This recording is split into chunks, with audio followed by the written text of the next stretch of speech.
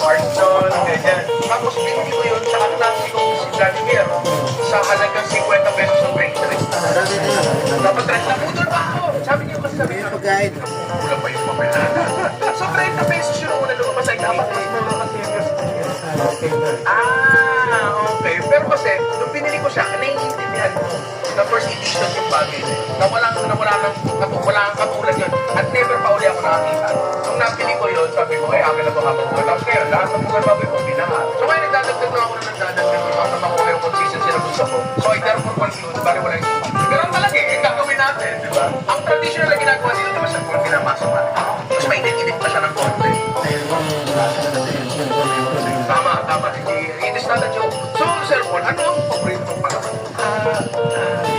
Hindi ka labanisa? Itlog. Itlog. Okay lang sa may itlog o okay na wala? Maganda may itlog. Siyempre, kung maganda talaga may itlog, parang tanda ko pa doon, Sir Paul, pinakauna ko na ba sinabi sa'yo kanina ay yung iwaga ng witness.